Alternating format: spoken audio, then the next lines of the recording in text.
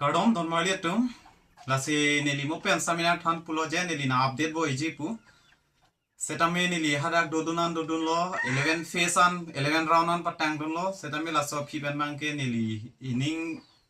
amane an domio ede nangna mat bang thujui birta bang an mio ede nangna man si neli bang thujui lasi non amat ke langdam lo dang te BJP si leading bom apen BJP si haitang lo pule pude ta chok athe non mani lina paklang ponji phai se jame non amat ke BJP candidate lo Amar Singh ti solang li bangke 3 lakh 2,841 2 lakh 3 lakh 2,841 ana vote salang li long pon tang lo apen ke APHLC candidate jai ka tharlang li bangke 1 lakh 70,966 an votes long pon tang lo non apora na bangke lapen ke lapson dak taxi joyraming leng congress candidate alang lista me 1,14,521 ana votes long pon chepalong pon tang lo lapson dak taxi John Barnard independent tha kosan e gana parisat di alang li candidate lapson candidate tame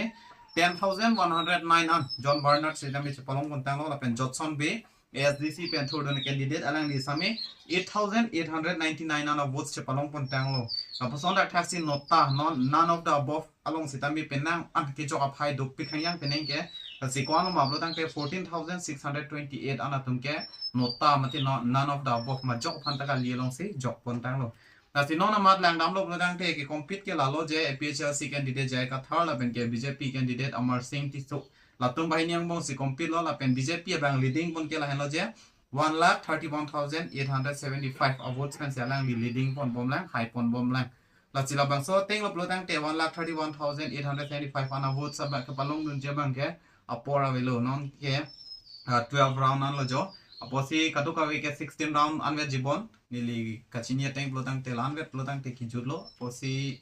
angring bang gavelo asi BJP atumhan congratulation lo alang litum high pon tang lo posi nilihin pen ke matha pon lo sitame lang sena sabso dulang posi lan hello nilina ton update paklang ponji bangke